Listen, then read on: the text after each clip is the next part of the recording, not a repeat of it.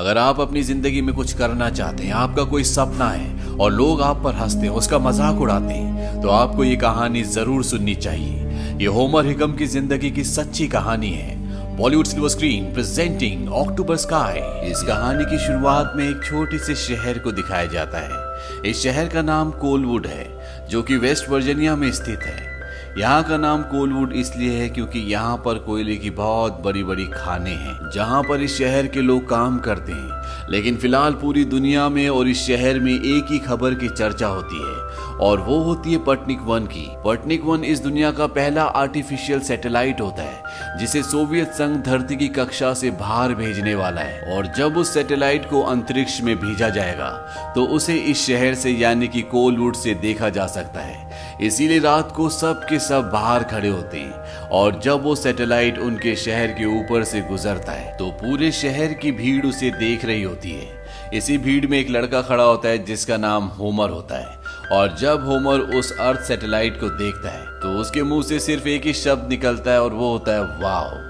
Homer अपने घर जाता है। होमर का एक भाई है जो फुटबॉल प्लेयर है, जो फुटबॉल में अपना करियर बनाना चाहता है, और उसके पिता जॉन जो कि कोल माइन में काम करते हैं। दरअसल वो वहां पर सुपरिटेंडेंट हैं, और वो चाहते हैं कि उनका बेटा होमर उन्हीं के साथ काम करे। लेकिन आज सैटेलाइट को देखने के बाद उसके मन में एक इच्छा का बीज पैदा हो गया होता है। वो अपने परिवार को कहता है कि वो एक रॉकेट बनाना चाहता है। इस बात पर सब हंसते हैं, उसकी बात को कोई भी सीरियस नहीं लेता। उसके पिता उसे कहते हैं कि तुम मेरे साथ कोल में काम करोगे तो ज्यादा अच्छा होगा। लेकिन शायद होमर ने कहीं ना कहीं ये ठान लिया था कि वो अब इसी सब्जेक्ट पर काम करेगा।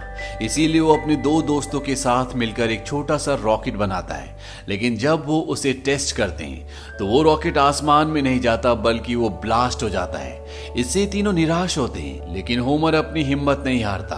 वो रॉकेट के बारे में और भी स्टडी करना शुरू कर देता है, और साथ ही साथ वो एक लड़के से भी मिलता है जिसका नाम क्विंटिन होता है, जो उनकी क्लास का सबसे होनहार स्टूडेंट होता है, और उसे रॉकेट साइंस के बारे में बहुत कुछ पता होता है। वो उसके पास जाता है और वो कहता है कि मुझे तुम्हारी मदद की जरूरत है, मैं रॉकेट साइंस के बारे में जानना चाहता हूँ। क्विंटिन होमर से पूछता है कि तुम रॉकेट साइंस के बारे में क्या जानना चाहते हो। होमर कहता है कि सब कुछ, और अब क्विंटिन भी इनके साथ काम करना शुरू कर देता है। ये चारों के चारों होमर की बेसमेंट में अब एक और रॉकेट बनाना शुरू करते हैं। हालांकि इनके पास इक्विपमेंट्स नहीं होते, लेकिन इनके पास जो घर पर छोटा मोटा सामान होता है उसी से ये रॉकेट बनाना शुरू करते हैं, और साथ ही साथ ये रॉकेट के बारे में पढ़ना भी शुरू करते हैं ताकि इन्हें बहुत ऑथेंटिक और सही नॉलेज मिलती रहे। पर इनके सामने एक और समस्या होती है। इनके पास चीजों को ग्राइंड करने के लिए, सही शेप देने के लिए और वेल्डिंग करने के लिए कोई बड़ी मशीन नहीं होती। इसीलिए होमर अपने डैड के यहाँ काम करने वाले एक आदमी के पास जाता है और वो उनसे मदद मांगता है। हालांकि शुरू में वो उसकी मदद नहीं करना चाहते। वो कहते हैं कि अगर तुम्हारे डैड को पता चल गया तो मेरी नौकरी चली जाएगी।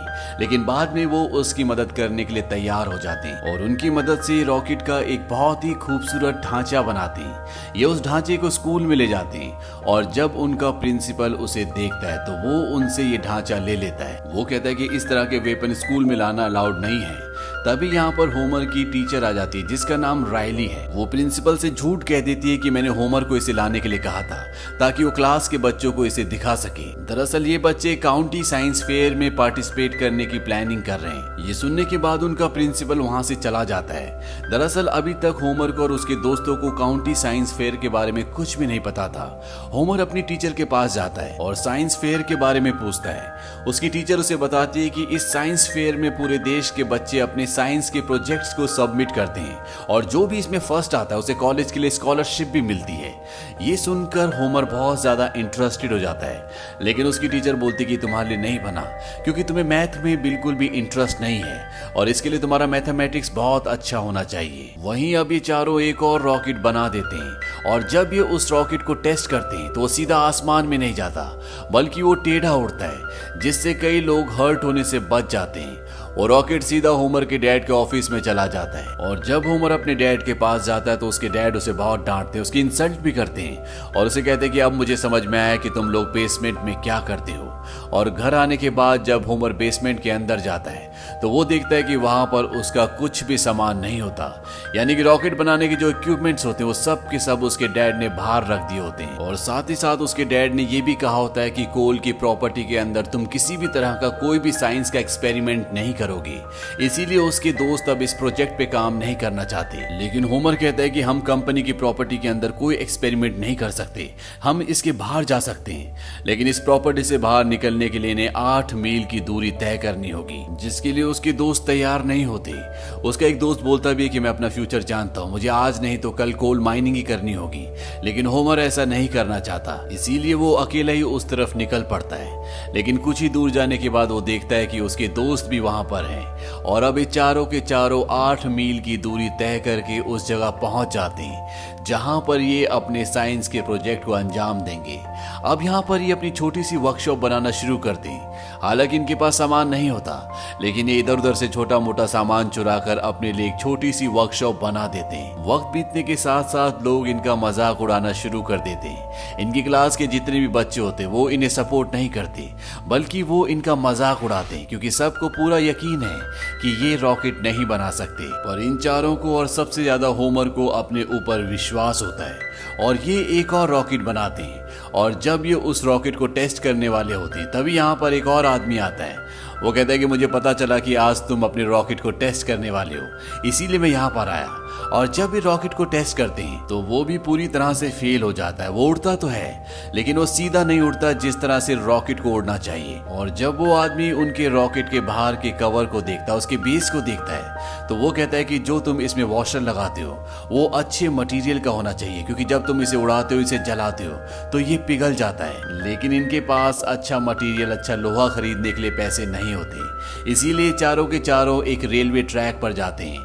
ये एक ऐसा ट्रैक होता है जहां पर कभी कोई ट्रेन नहीं आती, और ये उस ट्रैक से एक लोहे का टुकड़ा निकाल लेते हैं और उस टुकड़े को बेचकर ये पैसे लेकर उसी आदमी के पास जाते हैं जिसने इन्हें बताया था कि इन्हें अच्छे मटेरियल की जरूरत है। दरअसल वो एक वेयरहाउस में काम करता है जहां पर वेल्डिंग का और खराद का बहुत सारा काम होता है, और वो उन्हें एक बहुत अच्छा सा शेप बना के भी देता है। लेकिन इसके बावजूद इनका कोई भी टेस्ट पास नहीं होता। एक के बाद एक लगातार इनके कई सारे रॉकेट्स फट जाते हैं, लेकिन ये चारों हताश नहीं होते, लगातार एक्सपेरिमेंट करते रहते हैं, बावजूद इसके कि इन्हें इसमें कोई कामयाबी नहीं मिल रही होती। अब ये अपने रॉकेट के लिए एक नया फ्यूल बनाते हैं, और जब ये टेस्टिंग करने के लिए अपनी टीचर राइली के साथ वहां पर पहुंचते हैं तो ये देखते हैं कि वहां पर बहुत सारे लोग होते हैं जो सब के सब इनका एक्सपेरिमेंट देखने के लिए आए हैं। हालांकि सबको यकीन होता है कि इनका एक्सपेरिमेंट फेल हो जाएगा, वो सब इनका मजाक उड़ाना चाहते हैं। लेकिन जब ये एक्सपेरिमेंट करते हैं, जब ये उसे टेस्ट करते हैं, तो वो सीधा आसमान की गहराइयों तक पहुंच जाता है। और ये देखकर ये चारों, इनकी टीचर रायली और यहाँ पर खड़ा हर एक इंसान बहुत खुश होते हैं, क्योंकि ये इनका पहला एक्सपेरिमेंट था जो सफल हुआ था। इनकी ये खबर न्यूज़पेपर में भी फ्लैश होती है और ये बहुत फेमस हो जाते हैं। लेकिन इनकी खुशी ज्यादा वक्त तक नहीं रहती। इनके स्कूल में पुलिस आती है और इन चारों को गिरफ्तार करके ले जाती है। दरअसल इनके ऊपर आरोप होता है कि इनके रॉकेट के एक्सपेरिमेंट से जंगलों में आग लगी है, जिससे भारी नुकसान हुआ है। लेकिन ये सब के सब नाबालिग होते हैं, इसीलिए इन्हें कोई सजा नहीं हो सकती। होमर के डैड आकर इन सब को वहां से छुड़ा कर ले जाते हैं, लेकिन अब ये अपने एक्सपेरिमेंट्स नहीं कर सकते क्योंकि पुलिस इन्हें अलाउ नहीं करेगी। और इस बात से सब बहुत निराश हो जाते हैं, और जो वर्कशॉप इन्होंने बहुत उम्मीदों से, बहुत प्यार से बनाई थी, अपने हाथों से ये उसे जला देते हैं। अपने सामने अपने सपने को जलता हुआ देखते हैं, लेकिन इसके अलावा ये अब कुछ नहीं कर सकते। वहीं होमर के डैड के माइंड में एक एक्सीडेंट होता है जिसमें एक आदमी की मृत्यु भी हो जाती है, और साथ ही साथ होमर के डैड बहुत बुरी तरह से जख्मी हो जाते हैं। और इसके बाद ना चाहते हुए भी होमर को कोल माइन में काम करना पड़ता है। हालांकि उसका बड़ा भाई कहता है कि मैं कोल माइन में काम करूंगा, लेकिन उसके पास फुटबॉल गेम की वजह से स्कॉलरशिप होती है, यानी कि वो आगे पढ़ाई कर सकता है। इसीलिए होमर ये डिसाइड करता है कि वो कोल माइन में काम करेगा। धीरे धीरे उसके डैड रिकवर हो जाते हैं। होमर की मॉम चाहती है कि होमर दोबारा स्कूल जाए, लेकिन अब वो स्कूल नहीं जाना चाहता। हालांकि उसके डैड को इस बात से कोई फर्क नहीं पड़ता, क्योंकि वो शुरू से यही चाहते थे कि होमर उनके साथ कोल माइन में काम करे। वो कोल माइन की, अपने शहर की, अपने घर की जिम्मेदारी को समझे, और अब सब कुछ उनके मन के मुताबिक हो रहा होता है। लेकिन होमर की मॉम चाहती है कि वो पढ़े, पर होमर ने अपनी जिंदगी का फैसला कर लिया होता है। और एक दिन होमर जब कोयले की खान से वापस आता है तो उसकी मॉम कहती है कि मैंने कुछ सुना है तुम्हारी टीचर के बारे में। दरअसल उसकी टीचर की तबीयत खराब होती है, उन्हें कैंसर होता है और अब होमर अपनी टीचर राइली से मिलने के लिए जाता है। वहां पर उसकी टीचर उसे बताती है कि मैं हमेशा से चाहती थी कि तुम साइंस फेयर को जीत जाओ ताकि तुम चारों को स्कॉलरशिप मिले और तुम कॉलेज पढ़ो ताकि अपनी जिंदगी में कुछ अच्छा कर सको, और अगर तुम ऐसा कर पाते तो तुम्हारी जिंदगी में मेरा भी कहीं ना कहीं कुछ ना कुछ योगदान होता। कभी कभी हमें दूसरे क्या कहते हैं इन बातों को नहीं सुनना चाहिए, बल्कि अपने अंदर की आवाज सुननी चाहिए कि हम क्या करना चाहते हैं। तुम्हें अपने सपने को पूरा करना चाहिए। तुम अपनी पूरी जिंदगी इन कोयले की खानों में नहीं बिता सकते क्योंकि तुम ये नहीं चाहते, तुम कुछ और करना चाहते हो। और अपनी टीचर की बातें सुनकर एक बार फिर से होमर मोटिवेट हो जाता है और वो घर जाने के बाद अपनी रॉकेट साइंस की किताब को पढ़ना शुरू कर देता है। ये किताब भी उसकी उसी टीचर यानी कि राइली ने उसे दी होती है और यहाँ पर अब वो कैलकुलेशन करना शुरू कर देता है और उसका कैलकुलेशन अपने उस रॉकेट के बारे में होता है जो उन्होंने आखिरी बार लॉन्च किया था, जिसकी वजह से उनके ऊपर इल्जाम लगा था कि उनकी वजह से जंगल में आग लगी है। दरअसल उस रॉकेट का गिरा हुआ हिस्सा नहीं मिला था और अब वो अपने नोट्स लेकर अपने दोस्त क्वेंटीन के पास जाता है। क्वेंटीन इसकी फाइनल कैलकुलेशन बताता है कि उनके रॉकेट का टूटा हुआ हिस्सा, बचा हुआ हिस्सा कहां पर होगा और ये जंगल में उस हिस्से को ढूंढने के लिए जाते हैं और इन्हें वो हिस्सा मिल जाता है जो कि पानी में होता है, यानी कि इनके रॉकेट से आग नहीं लगी और वो उस हिस्से को लेकर स्कूल में जाता है जहां पर उनकी टीचर राइली ये देखकर बहुत खुश होती है। लेकिन जब उनका प्रिंसिपल आता है तो वो कहता है कि तुम्हारा रॉकेट का हिस्सा कुछ भी साबित नहीं कर सकता।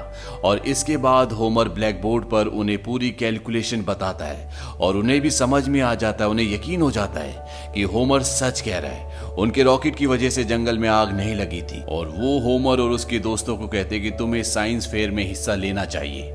अभी चारों की चारों एक बार फिर से होमर की बेसमेंट में अपना काम करना शुरू कर देते हैं। वहां पर होमर के डैड आते हैं और होमर के दोस्तों को वहां से जाने के लिए कहते हैं। वो सब के सब वहां से चले जाते हैं। होमर के डैड होमर को कहते हैं आज नहीं तो कल तुम्हें कोल माइन में मेरी जगह लेनी पड़ेगी। और जब मैं ये बात सुनता हूँ, ये सोचता हूँ तो इससे मुझे प्राउड फील होता है। तुम्हें काम पर दोबारा वापस आ जाना चाहिए। होमर इस चीज के लिए मना कर देता है। वो कहता है कि कोल माइन आपकी दुनिया, वो आपका सपना है, मेरा नहीं। और अब मैं कभी भी जिंदगी में कोल माइन में नहीं आऊंगा। मैं उस जगह नहीं आना चाहता, बल्कि मैं स्पेस में जाना चाहता हूँ। उसकी आंखों में आत्मविश्वास होता है और उसके डैड बिना कुछ कहे वहां से चले जाते हैं। वहीं स्कूल में होमर और उसके दोस्तों के प्रोजेक्ट को साइंस फेयर में भेजने का फैसला किया जाता है। हालांकि बहुत सारे स्टूडेंट्स ने अलग अलग प्रोजेक्ट यहाँ पर सबमिट किए होते हैं, लेकिन होमर और उसके दोस्तों का प्रोजेक्ट फाइनल होता है। लेकिन ये चारों वहां पर नहीं जा सकते, इनमें से कोई एक ही वहां पर जा सकता है और ये चारों ये डिसाइड करते हैं कि होमर उस साइंस फेयर में जाएगा। वहीं दूसरी तरफ होमर के पिता जॉन के खिलाफ पूरी की पूरी यूनियन हो जाती है। वो उनके खिलाफ स्ट्राइक कर देते हैं और कोल माइंस बंद हो जाती है। इसी बीच जब उसके पिता घर पर होते हैं तो उनके ऊपर कोई फायरिंग भी करता है और जब होमर अपने पिता के प्रति कंसर्न जताता है तो उसके पिता इस बात पर उसे एक ताना मारते हैं। वो कहते हैं कि तुम्हारे पास इससे भी ज्यादा इंपॉर्टेंट चीज है, तुम अपनी चीजें करो। इस बात पर होमर को गुस्सा आ जाता है और वो अपने पिता से कहता है कि जो भी यहाँ पर चल रहा है वो मेरी गलती नहीं है। मैं कॉलेज पढ़ना चाहता हूँ, आगे बढ़ना चाहता हूँ, यहाँ से बाहर निकलना चाहता हूँ। धीरे धीरे माइंस खत्म हो रही है, कोल खत्म हो रहा है, इसमें मेरी कोई गलती नहीं है। उसके पिता उसे कहते हैं कि तुम जाओ, जो करना है करो।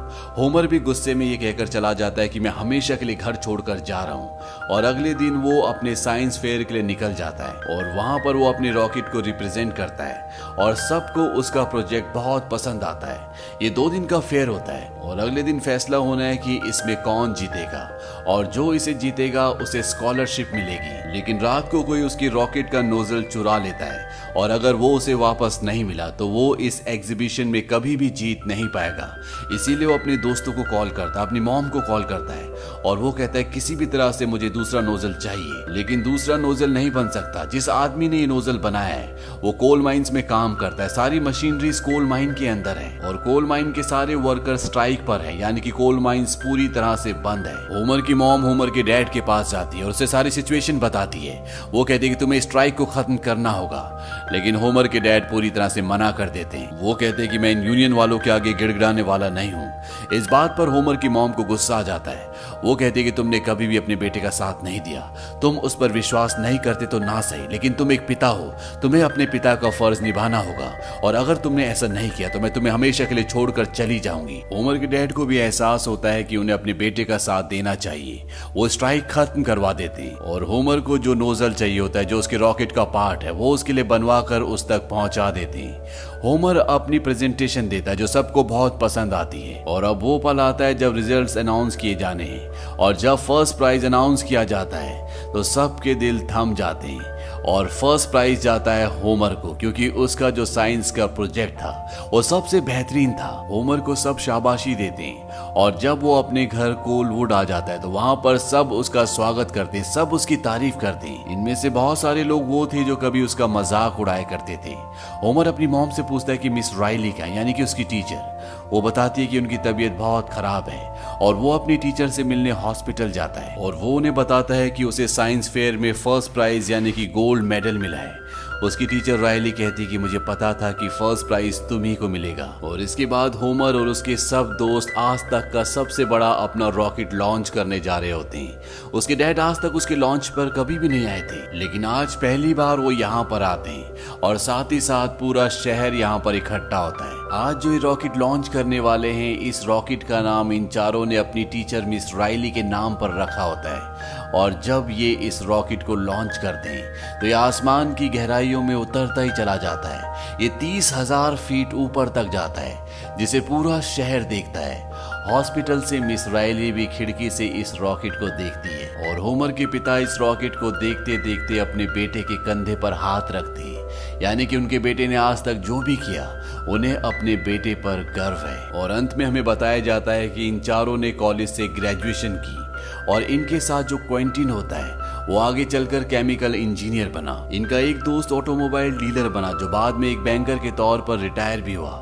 और इनका जो चौथा दोस्त था उसने अपनी एक इंश्योरेंस एजेंसी खोली। और होमर ने आगे चलकर वियतनाम वॉर में हिस्सा लिया, और वॉर खत्म होने के बाद वो नासा के इंजीनियर बने, और साथ ही साथ उन्होंने कई किताबें भी लिखी।